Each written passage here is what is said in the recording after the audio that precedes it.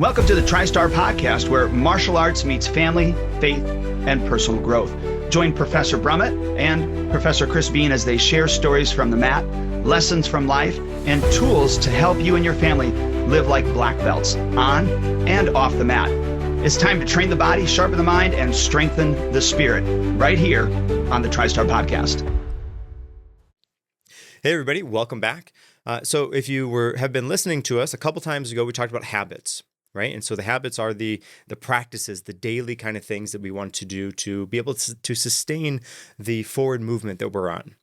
Last time, we started talking a little bit about systems and some systems that we can put in place to help those habits become kind of automatic. And where we left off at, we were going to be starting today, in fact, talking about some systems that you can adopt for your habits. Last time we talked about the kid systems and then some adult systems. So today we're going to kind of tie those all in and talk about family systems. And really this is like the glue that's going to hold everything together. Every family has systems. Some are intentional, some are accidental. And so today, hopefully we're going to give you a kind of a snapshot, a look in to see how you can start to design some systems for you and your family. Right. And to those systems to design, like you said, for you and your family, to propel you forward. So I think one of the biggest things is, and I don't know if you want to go down this area first, but is really identifying, right, the systems that you have and whether they're healthy, whether they're something that is going to drive you to where you want to go. I think that's probably I guess what you had brought up. First of all, we've got to identify the fact that we have systems, whether they're intentional or not, and then what those systems are and if they're helping us get to where we want to go, right? Absolutely. And I think, like you said, starting with like a self-audit or family audit to see where, like I said, everywhere you have some sort of natural protocols, and protocol is like a business type of word, but some sort of natural system, some sort of natural flow to how you run or manage your family. Those are systems that are in there. And let me give you a few maybe that are some pinpoints for a lot of other people. And then you can kind of say, oh, yeah, that's a tough part. And really you're looking for where there is tension, right? And the tension is kind of your sign to say, okay, maybe this isn't quite right. Maybe I could design this in such a way that I don't have this tension. So, one of the tension points for a lot of people is the morning, right? If your morning starts off with you yelling at the kids, trying to rush and hurry to get out the door and get to work on time, that would be somewhere where you can kind of carefully and craftily design that system for yourself. If homework after school is a tough part, and you're trying to argue and it's this way, no, it's this way, and that's a point of tension for you, then those are systems that you can put in. Can you think of any other areas where systems or tension might be at? Well, I totally agree with both of those, and we kind of talked about it in a different podcast, and I forget which one, but we talked about your morning routine, but setting it up the night before, and how important that is. But that would be the same thing as, like you had said, the homework routine, setting that up prior to homework being an actual problem, or if you identify it. It would be as if you took the weekend, a day on a weekend, and talk about that with your kid and say, look, we keep fighting about this. I know you don't want to fight. I know I don't want to fight. So we've got to come up with a solution on how we're not fighting about this, yet you're still getting, the grades that are good for you and they're going to move you forward.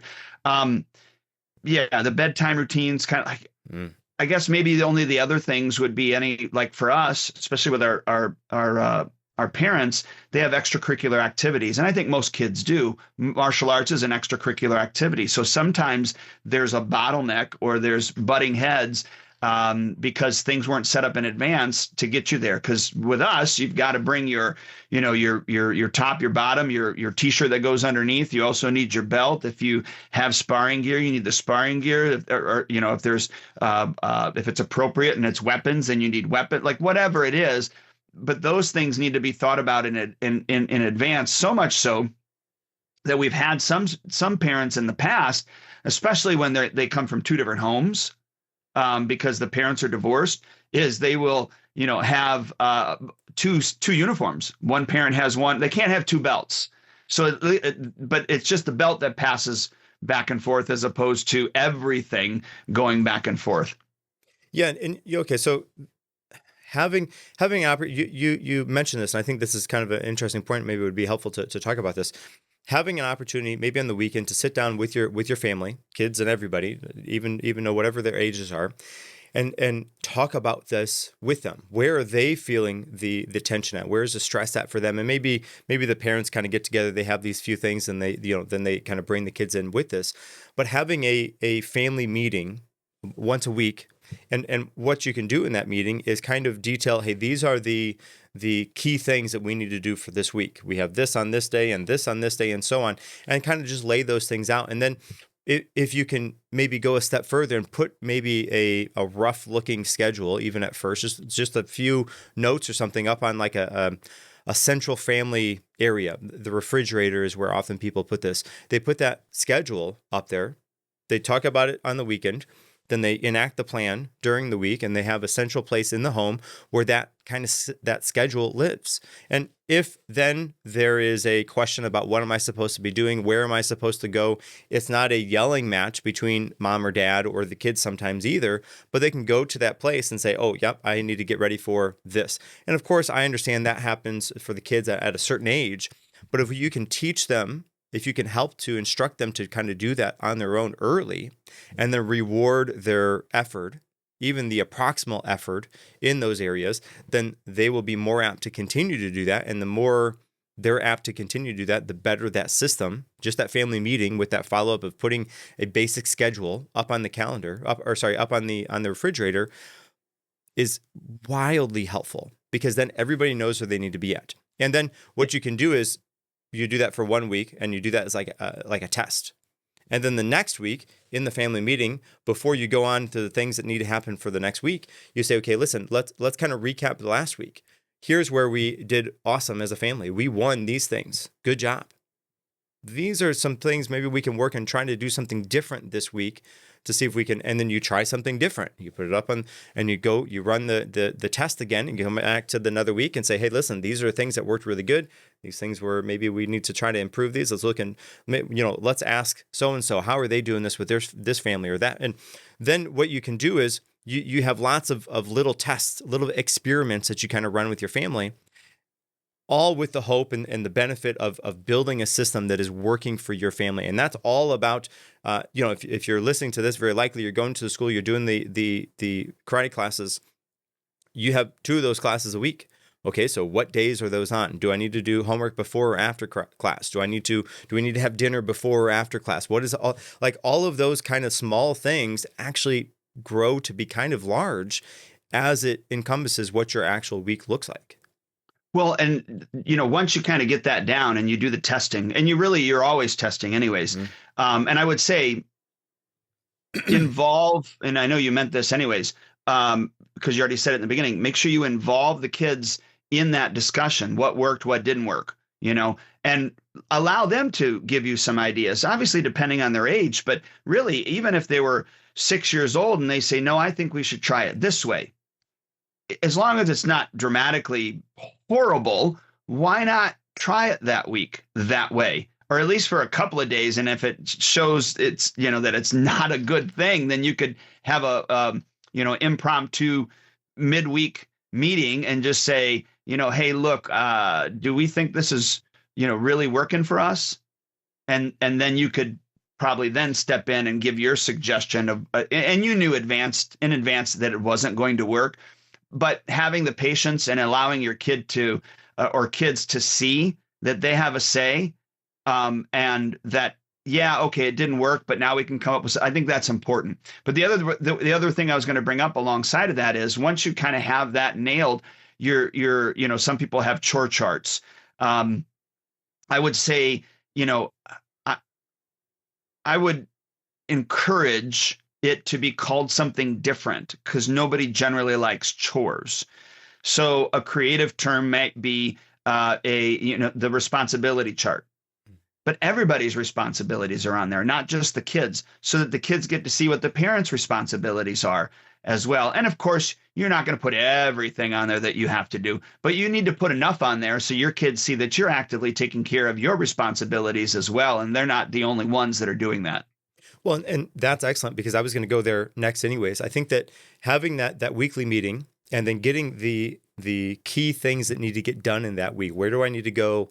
All of those things done first. You run a few tests on that, get that kind of system down a little bit. Then the next stage to that, the natural progression, is to start to add some responsibilities there. And maybe then you have 2 sheets that are on on that central place in your home, the refrigerator, most likely, where you have the calendar for the week. You talk about where you're going to go, when who's going to do the drop off, where's the pickup, when's food going, and that could be as detailed or as lack of detail as you would like to go. But then the next thing that's underneath of that or beside it is the responsibilities. And like you said, it's not just the responsibilities for the kids. Right, the responsibility for the kids. Hey, listen, I need to make sure that you, if you're packing your lunch, I need to make sure that when you get home from school, you take the lunch pail out of your bag. That way, I can get it cleaned and ready for the next day. And then that's a kid task. Okay, I need to get it out of the bag. And then the parent task is to pack the lunch and get it ready for the next day. Maybe it's homework. Okay, listen, I need to make sure that I get my homework or I talk about my homework with mom or dad or whoever is that designated person that's going to be helping with that. And as you start to build the responsibilities for you and your family, then what happens is there's a reward system that's in that. So then part of your weekly meeting, and by the way, listen, this weekly meeting, it's going to serve a couple of purposes. Yes, it's going to help to set you off on the right foot to lead through a week that is going to excel and be wonderful for you and your family. Then the other thing that it's doing kind of by default is it's making you guys come together as a family. Talk about some decisions together as a family, and then have an opportunity for everybody to have a voice that's there at that table, right? So that's family time. That's talking together. And then that's an opportunity for you to solve some, and creatively probably solve some issues or potential problems for you and your family. And when everybody comes to the table for that, that's communication skills that's happening. That's interpersonal skills that's happening. That's family togetherness. All of those things are kind of a natural byproduct of just kind of setting this system for you and your family. But I digress from that. Having those responsibilities then gives you an opportunity at that family meeting to have rewards. Who was the winner for the week? Who was the weekly all-star? And then that person gets some sort of reward, and you want to have some clear maybe depictions about what that would be, right? So then you say for this month you do. So there's 12 months in a year. You have 12 different reward type of areas, and so maybe in December it's this, and in February, and whatever that month is, maybe it connects to the month, maybe it doesn't. That's okay. But in that week at the end, okay, listen, hey, Sally was the winner. Good job, Sally. High five. Awesome. Or hey, this week, mom was the all-star. She did an awesome job getting picking up the slack from, whatever it was. But that reward type measure then makes those meetings something that everybody wants to show up to, because they're excited to see, well, who's gonna get it this week. And then there's a little bit of a game that's going on, some friendly rivalry and a little bit of friendly competition that's in there. And I think if that's done correctly, that can be way beneficial for the family. Yeah, I was going to say some healthy competition, kind of like what we do at the studio sometimes, right? Yes. A little healthy competition. And some people aren't creative. So I want to extend this. I'm not that creative. I mean, I would say I'm probably more on the less creative side than the creative side. So what I would say is utilize your favorite AI program. And put that information in there saying that, these are the months, what kind of prizes or rewards would, and put your kids' age ranges in there and let it spit out some ideas. And you may not like everything, but there might be a few things that actually spark some different ideas for you. So I wanted to throw that out there because you can utilize that to it's a tool for yourself. And I think that brings up a good point. I think that probably we could probably do. Well, in fact, let's do that. Let's do a full episode here in the next couple of weeks about creative uses for AI as a tool to help you and the family. Because I think there's a few ways that I have done it with my family, and some really kind of creative ways to do it, I think. And I think that you have some creative ideas about how to use that as well. And I think that'd be really beneficial as an opportunity to talk about and share those things with the listeners here. Yeah, I agree. It's kind of funny sometimes when you're doing an episode, another idea comes up about another episode. So we'll have to So listeners, of course, in a few weeks, be checking for that, because we got some really interesting ways, I think, to utilize AI as a tool to help you get things done, and to help some family time happen in a really kind of different way. So be checking for that. But as we're talking about systems here today, strong families are built on predictable rhythms, not consistent chaos. And so right now, if you feel like you're living in that consistent chaos, let's put a rhythm in place. Let's build a system. And that is all starts so far, what we've been talking about, it starts with that weekly meeting. All right. And that family meeting, that family meeting, again, is so powerful, because that's time together as a family. And hey, listen, if it fits for you and you and your family, maybe you start that weekly meeting with a prayer.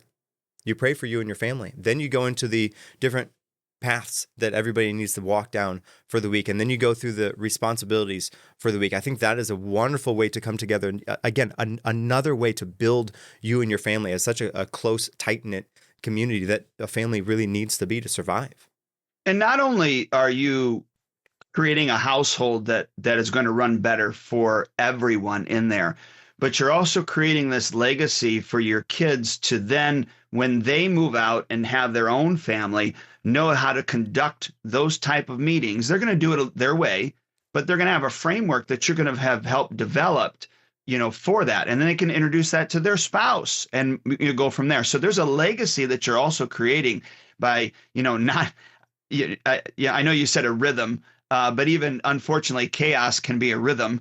But so making a choice, a conscious choice on, what kind of rhythm do you really want for your family? Because you are creating it, whether you know it or not. And it is being passed down to that legacy, your child or your children. Yeah. And okay. So as we are continuing here, if you are struggling to come up with some systems to add to your family, I want to let you know maybe a well-known secret, maybe a little-known secret, but everywhere you go, any business that you walk into, there are systems all over. The way that the store is designed. Okay, we're talking about the martial arts school. Take the martial arts school. There are systems all around in the martial arts studio, all over. From the way the layout of the school is, to the design of the classes, to how the flow of the classes go, sometimes the spark for some of the conversations that we have, all of that is designed with a system in mind. And that system means that there is conscious and careful intent that was there to foster the best care and let's say martial arts and other education that we can give to our clients. Absolutely. And everybody has to go from white belt to black belt if they want to get to black belt. They're not skipping ranks. And so, that allows us to create that type of system, knowing what we want as a black belt. We can work backwards and go, this has got to be the next thing they got to learn, or the last thing they got to learn, then the next to the last thing, and then the next to the next to the last, but just working that back. And we've done that. I mean, that's been done years ago. But moving into that, then there was, okay, how are we going to teach them? Well, we got to have the curriculum, which I just spoke about, but we also have to have lesson plans. That's a system, if you were to say, hey, Professor Bean, what are we working on next Wednesday? And this is the date. You could go right to that and go, yep. And that's why, we even with our open mat times, when the student can come in and they say, yeah, I missed this date.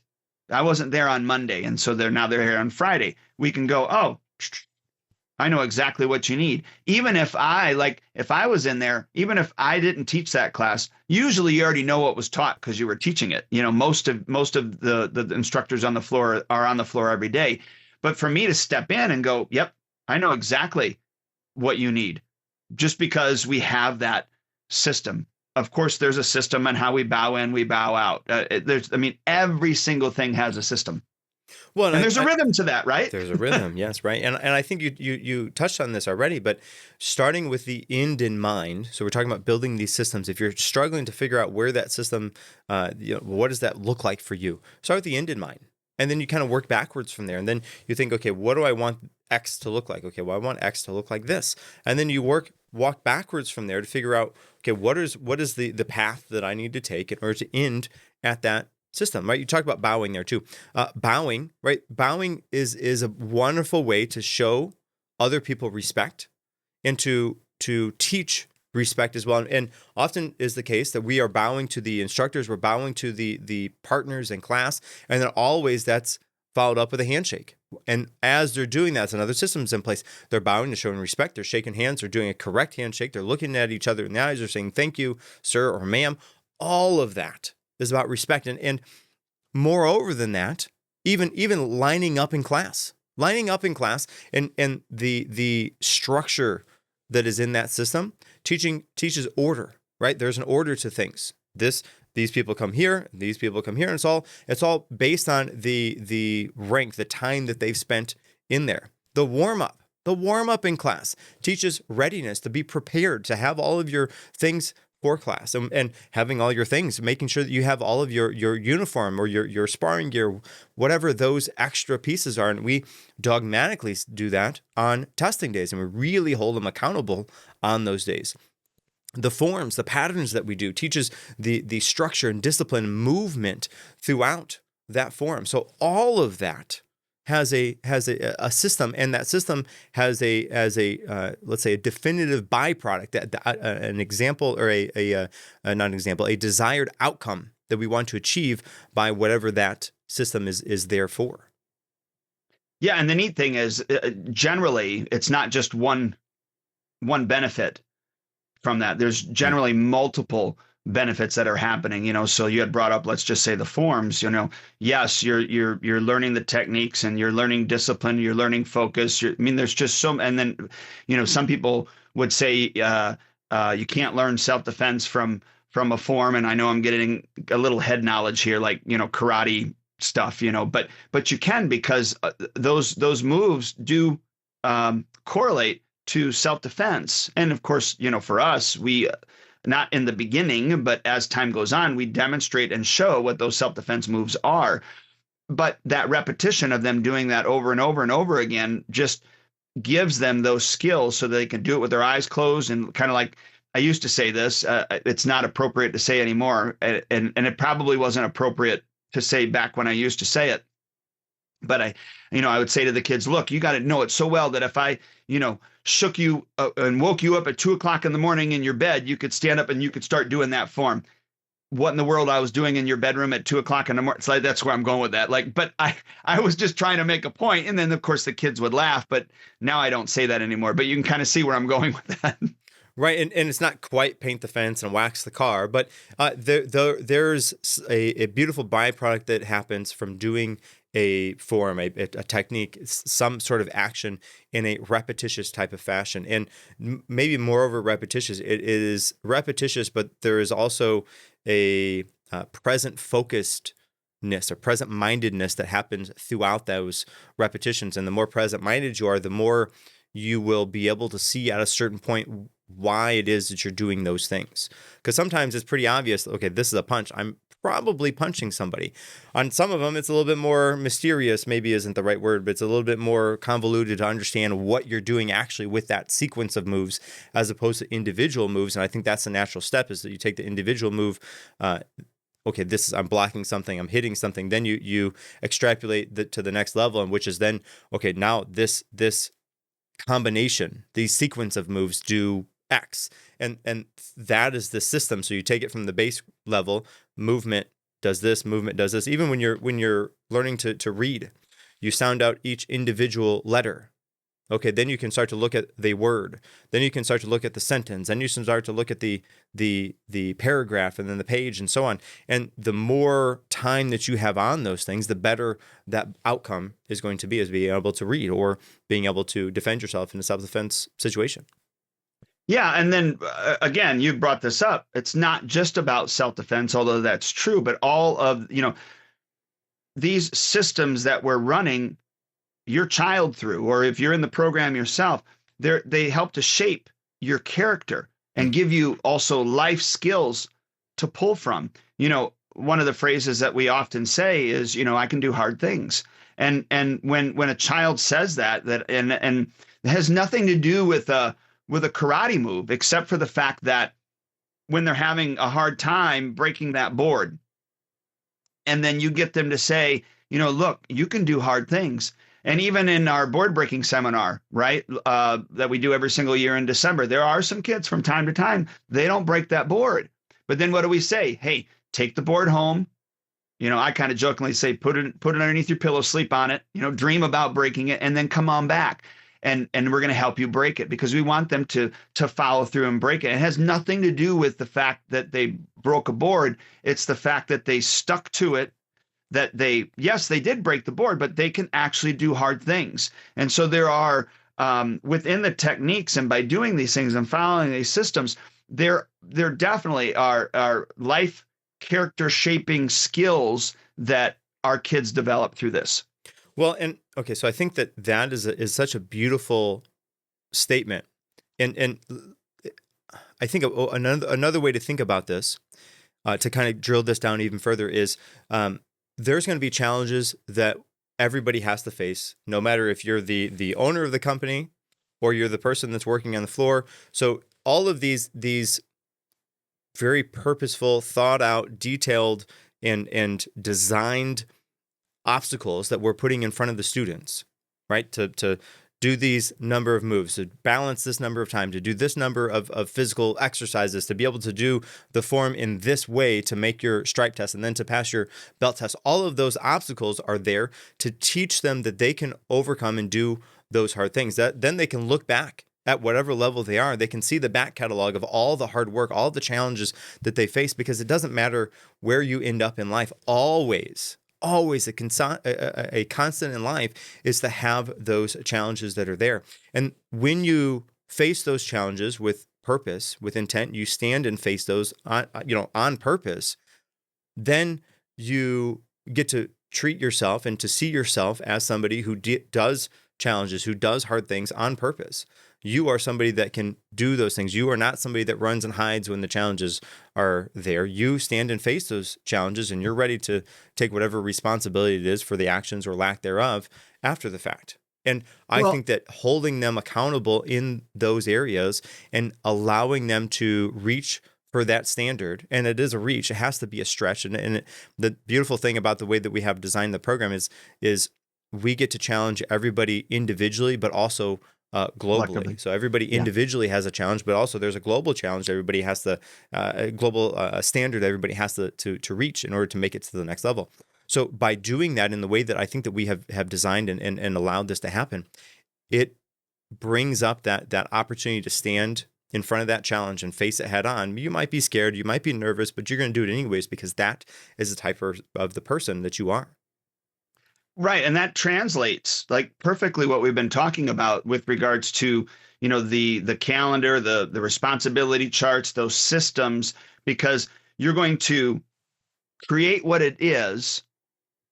Maybe, like I said, if you have to do a midweek check-in, but at the end of every week, you're checking in. And so people, they get to see what their progress is and how well they did, and what needs to be improved upon, and and again, like, how well they did, and whatever the reward is at the end of the month or what have you. But those, it's the same thing. It's the exact same thing, learning how to overcome those challenges. And as parents, when we're creating these things, inspecting what we're expecting. So when we're building this system at home, but making sure that we have a buy-in from the kids so that they're motivated to do those things. That's the hard part, right? Yes. Yeah. And I think understanding, a little bit as the parents that are listening to this, understand that the things that happen in class happen, let's say 5% or 10% because of tradition. But it's not random tradition. They're designed to be a certain way in order for that outcome. The byproduct is the student growing as a person and growing into their own self as much as the maybe upward trajectory that we're trying to put them on the path to become. And I think that as it relates to systems, the systems that we have placed in there, it's almost like when you join the class, you're not just joining a class, you're entering a system that allows you to upgrade your entire life. And sometimes it's not always just for the student, but it's for the student and the parents. The whole family can upgrade their life. Yeah, we've had numerous parents say things to us with regards to what they've picked up out of their child and doing martial arts, either from the physical skills to the life skills. I can remember you remember the Bensons. Mm-hmm. Mm-hmm.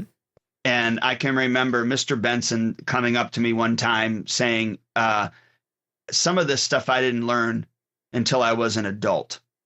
And he was talking about the leadership life skills at that time. And then I think, too, he was referring to some of the Storm Team material as well. But it was just amazing to hear him say that, where, I'm teaching his two little daughters, and they were great kids. But the fact that he said, man, I picked this up, or I didn't know this, and it added on to the information that I only learned as an adult. And that's not the only one that we've had. We've had numerous parents come back and say things. And in fact, from a physical standpoint, this one's a physical one. I don't know if you remember this, but there was a student, and his dad was a truck driver. The student was in our black belt class, and we were going over. Of course, we go over gun defenses, in that class. And he never did the moves. He just was watching the moves over and over and over and over again.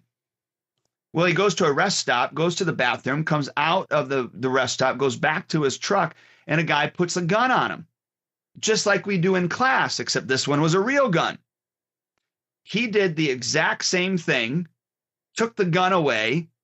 The guy went running away, all because he was just paying attention to what his kid was doing out on the floor. And so that's a physical reference to the system, right? Just him watching it over and over again. But all the other life skills we hear more about from parents. Yeah.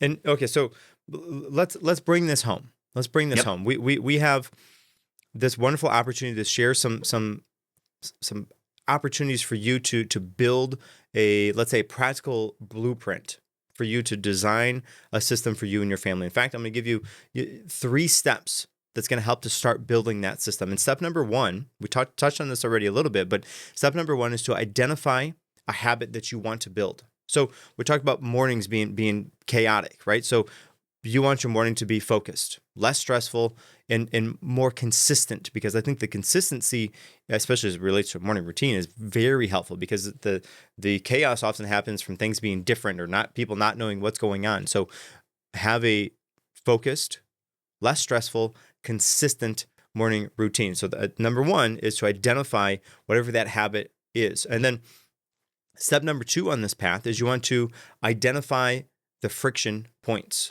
Right? Where does the chaos or the resistance happen as it relates to, let's say, for that morning routine?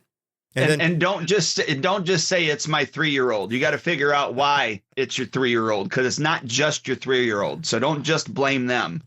Yes, right. Have some creative problem solving that you can do there and don't place the blame on somebody else, but come up with an actual system, an actual thing to test and try to see if that is going to solve or fix or adjust whatever it is that where the chaos is coming from. And then listen, guys, the last part to the step number 3 is to build a simple system that removes the friction, right? It doesn't have to be overly complex, doesn't have to be overwhelming, simple and repeatable. And the way to do this is to come up with an idea, test it. And you can't just do this on one morning. Well, that didn't work. We're going to throw that out. Maybe sometimes it's like, whoa, that was way off. I would still give it maybe 2 mornings at the very minimum, test it out, try it out. Did the exact same thing happen the next day? Yes. Okay, then it is done. But if not, if it was a little bit different, okay, then maybe we try this a couple more times, right? Having an opportunity to test these things out, come up with an idea, test it, and, talk to your family. Hey, was that better? We tried something different. I know we talked about it on Sunday. We tried it. Now we're going into, it's Monday night. We're going into Tuesday. Should we do that same system tomorrow? What do you guys think? Yeah. Okay, good. Let's do it again. And then you do that, a couple times through the week. Maybe you touch it on Monday. Yeah, that's good. Let's try again. Wednesday. Yeah, that's good. And then on Sunday or Saturday, whenever you do that weekly meeting, all right, hey, listen, these are the wins for the week. Our morning routine was really good. Do you think we can get it even better? Yeah. Okay. Well, let's try doing this. Anybody's got any ideas? All right. Yeah. Let's try this one. Now, let me give you some caution areas. Don't try too many things at one time. Right. right? Because when you try too many things at one time, then you don't know what works and what doesn't work, and it just makes it too complex. Keep it simple. One, maybe two things, two adjustments at a time. Then try those. Ideally, listen, if it's way out of whack, okay, maybe 2 days is enough. It's not like you have to shove your head underneath a semi truck to know that that's not something you want to do. But if it's moderately okay, but maybe we'll try it one more day. Let's see how it goes. No, okay, that is not for us. Fine, we'll do something different. But ideally, you try it for a week, run an experiment for a week, see what works, see what doesn't work, talk to your family about it. And then when you go to that weekly meeting again, talk about it, figure out what worked, what didn't work, and then come up with the next test to try for next week. I think those are all great. And we kind of gave some examples, obviously, but, laying out your clothes the night before, because we talked about night routines, packing the bags, those type of things. Just whatever you can do ahead of time. A lot of people procrastinate. And if I can just give this, and this was Professor Hafner that said this, so he was a mentor of mine, but a little switch on procrastination. And he talked about don't procrastinate at the end, procrastinate at the beginning. And so what he meant by that is, how we rush at the last 15 minutes and try to do everything that we're going to do in order to get out of the house or whatever. Well, rush in the beginning. Make those first 15 minutes the rush so that you can, and he's spinning it. But I understand what he's saying is, procrastinate in the beginning, don't procrastinate in the end. So basically what it is if you got a lot to do, bust your butt in the beginning so that you can slow it down in the end, that type of thing. But whatever you can do ahead of time to set yourself up so that you're not rushing around, so that you're not pulling your hair out, that's going to be to the best of your ability, is going to make your morning, your night, everything so much better. Now, I'm in a different season in my life than you are, where I don't have the kids that I got to get up in the morning and do all these other things. And in fact, I hope it doesn't sound like I'm throwing my wife under the bus, but she now gets her clothes out ahead of time. She packs her bag for the next day for work, and she does all the things. And she said to me, she goes, "Man, I don't know why I didn't do that when we had kids." She goes, "I don't know why I didn't rush, why I rushed around and why I made the morning hectic for myself, and I just didn't do that for myself." But now she does. And so, and I'm not, calling her out. I'm just saying, look, we all have those things that we have to examine. And we say this in the martial arts, or in our martial arts school, is lessons are repeated until they're learned.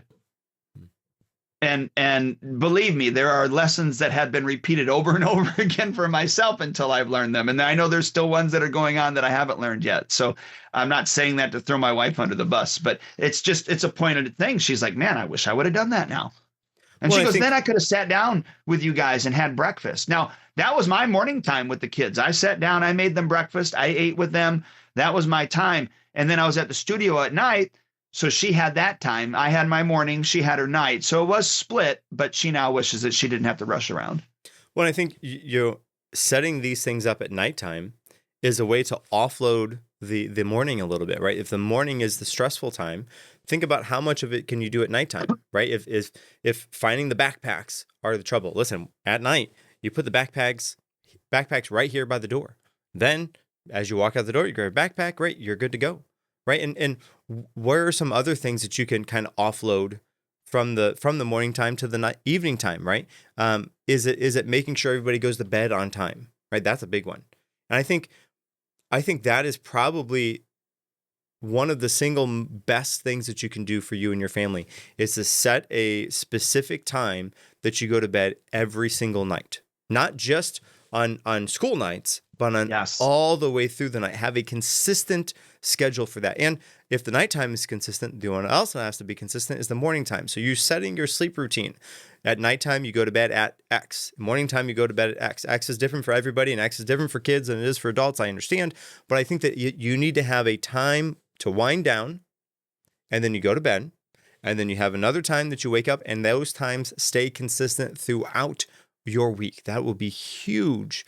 And listen, it's a little bit tough to get kind of used to, especially when you got to wake up at whatever the time is on the weekend, you're like, I don't really have to get up yet. But think about how much more productive you could be, right? And oftentimes on the weekends, you are sleeping in later in the morning, but you're staying up later in the evening time. So really, you're getting the same amount of time in the day. But if you can start that time so much earlier, that might be a little bit beneficial for you and your family. Well, and that messes up your circadian rhythm. So when you have 5 days you're doing it, and then 2 days you're not, or 3 or 4 days you're doing it where you're going to bed on time, and 3 days you're not, that just messes you up. And if you're allowing your kids to do the same thing, that actually messes them up. I can remember having to go to bed as a kid at 8 o'clock at night in the summertime. And my other friends are outside playing. I was so angry, but my parents had to go. They had to get us to bed because they needed to get their responsibilities done, because they had to go to bed, because they had to wake up in the morning at the same time, because they had to go to work, even though I was off. And so I now appreciate that routine for myself. And I think that it served me well. Like, I'm right there with you. I'm still waking up at 6 o'clock in the morning. It doesn't matter what day it is. And if for some reason something comes up and I do have to stay up late at night, guess what time I'm still waking up? Mm-hmm. Yeah, 6 o'clock. Right. You keep that consistent, even right, because often as a time, especially as an adult, there's something will kind of eat into that evening time routine. Ideally, that doesn't happen, but as an adult, we know life happens, that those things are going to happen. Keep the morning time consistent, because then, like you said, your body gets used to that. We are creatures of habit, and that circadian rhythm, that sleep schedule for us is very important, and keeping that consistent. I mean, think about going on vacation. You fly somewhere and you're off by 6 hours, or even just 1 hour, even just off by 1 hour. That is really tough. Listen, a small side note: they've done studies when we change from daylight savings time, for that 1 hour time change, there are more car crashes that day than any other day of the year, right? Just that 1 hour time changes that much. And there's been studies that say that 1 hour time loss is the equivalent of having one alcoholic beverage. And so if you're running on 1 or 2, 3, 4 hours of no sleep, or lack of sleep compared to normal, think about what that's doing to the day. Think about how you are showing up for your job or for your kids, for your family throughout that day. It's not who you want to be. It's not the best version of you. And if you just went to bed at that time that you should have went to bed, instead of staying up and watching 8 more episodes of whatever, or scrolling on your phone listen, just go to bed. Go to bed when you're supposed to go to bed, and wake up when you're supposed to wake up. That is huge. Huge. Well, and that's one of the myths, right? Where you think, okay, so if I do that, that's limiting me, right? I mean, systems limit you. That's a system. Going to bed at this time, waking up at this, that's a system. So that limits me. I don't get to do X or Y or Z, right? I mean, that's a common myth, but it's not true, because systems really free you up. They don't hold you down. I remember, and I often bring up Zig Ziglar, so I apologize again, but Zig Ziglar used to say that the train wanted to be off the track. It wanted to be free. So, but if you take the train off the track, it's free, but it can't go anywhere. So that structure, that system, that track can take that train wherever it needs to go. But yeah, you can be free, but you ain't going anywhere. Yes. Yeah. And the other, maybe the rule of thumb to think about with systems is keeping them simple.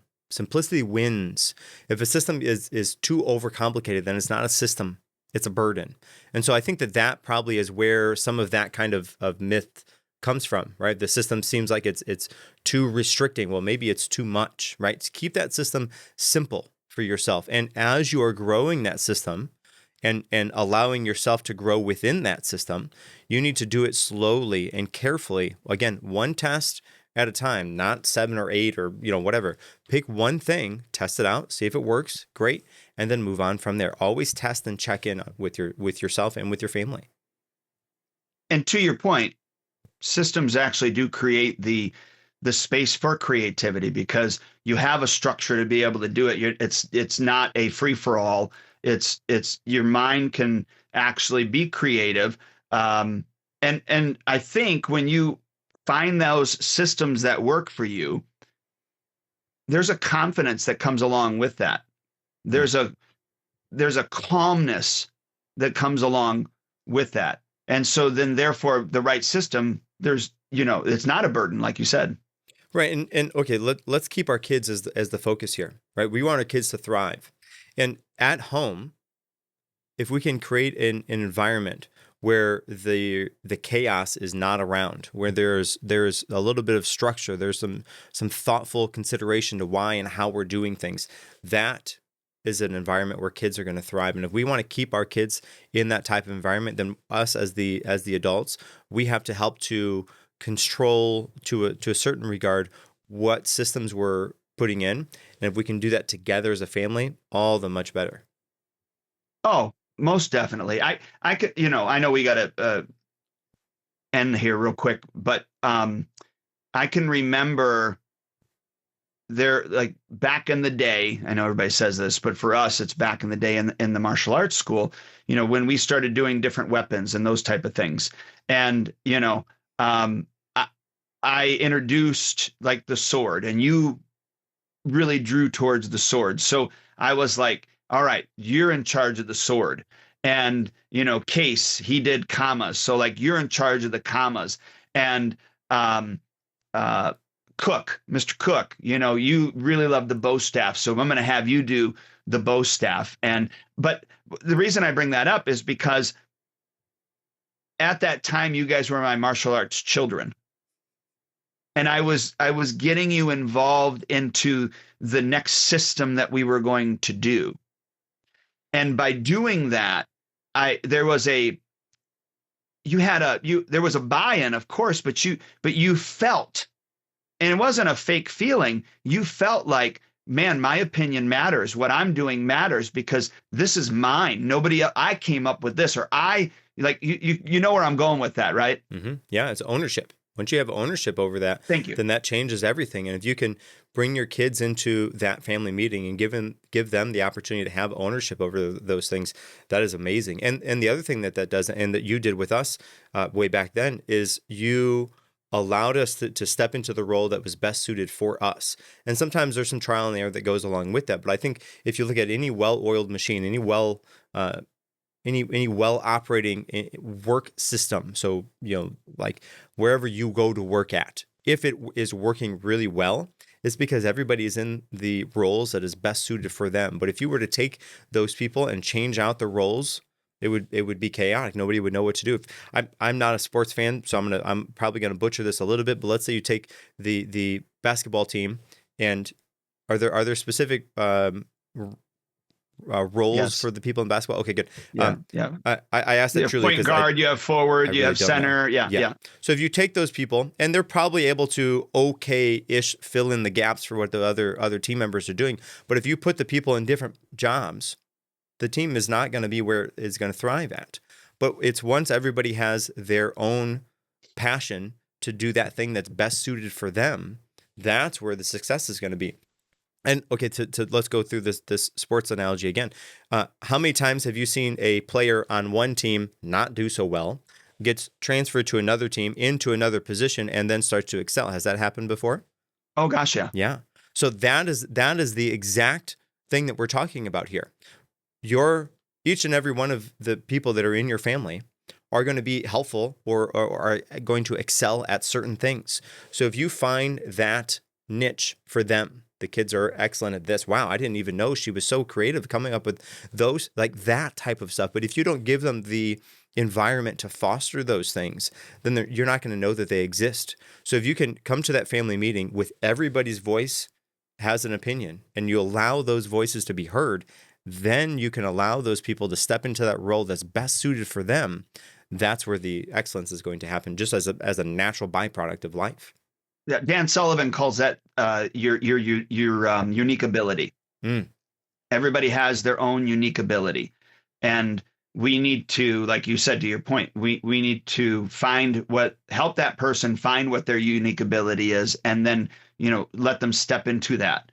Now that being said, as you were going through, like, again, you were my martial arts kid, right? There were things that are your unique ability, but just because this area was your unique ability doesn't mean that, I didn't also teach you some other things that weren't outside of that. Just because you needed to know those wasn't necessarily your responsibility all the time. But if you needed to step into that role for a period of time, I needed you to know how to do that and how that ran. So let's bring it to kids. Maybe you have some kids that, like for me in my house when I was growing up, my responsibility was the kitchen. And we had a bathroom that was alongside of the kitchen. So I always cleaned the kitchen. I did the floors. I did the bathroom. I did that shower. I did the toilet. Like that was all mine. But then when I was asked to do other things, I was asked to do them, but I didn't do them as good because that was my unique ability, as weird as that sounds, but that's what I was trained in. But I still needed to know how to do some of those other things. Right. There is definitely a counterpoint to that means that if you go too far in one direction, then you're not well-rounded enough to be able to stand on your own 2 feet. When life tells you have to stand on your own 2 feet, you're like a baby giraffe not being able to walk. They're all shaky and falling down. So you have to. I don't know why that was in my head, but that's what I thought of. But as you do that, yes, you want to have a focus, a passion, an area that is uniquely you, your super purpose power. And then once you have that, then you can start to branch out and do some other things, if anything else, to see if, hey, do I also like doing this? Do I also like doing this? And maybe you don't like doing everything, but sometimes you have to do other things besides that thing that you really like. If science is the one thing that you like in school, listen, you still have to go to school. You have to go to the other classes. You have to do the homework in the other classes. Science might be the one that you excel at, the one that you like the most. And I would say arguably, let's leave that to last as the homework goes. Do all the more challenging stuff first, and then you can do that one that's really exciting for you. So I think that there is a good dichotomy, a balance for those things. Agreed. So closing us out, right? I know that you kind of already gave a challenge to the listeners, and one of them was the fact that you want to choose one thing, one area, make it simple, to work on, and then work on that inside of that system for that 1 week, and then just one system, and then revisit that and see if it needs to be changed, if it doesn't, however, and then move to the next thing that you want, right? I mean, that's basically as simplistic as we can make it. Absolutely. Yeah, no. And hey, listen, guys, next week, I always like to tease. Next week, we have a Bible study that we're going to be doing on communication. And listen, I'm sorry, what'd you say? A Bible study we're going to do on communication. And I think that this one is going to hit home in such a powerful way. So make sure you guys come back next week so we can do that together. Thanks for joining the TriStar podcast, where black belts begin at home. Connect with our community by visiting tristarkarate.com. Follow us on social media and share this episode with a family who's ready to grow stronger together. Until next time, stay focused, stay faithful, and keep training like a champion.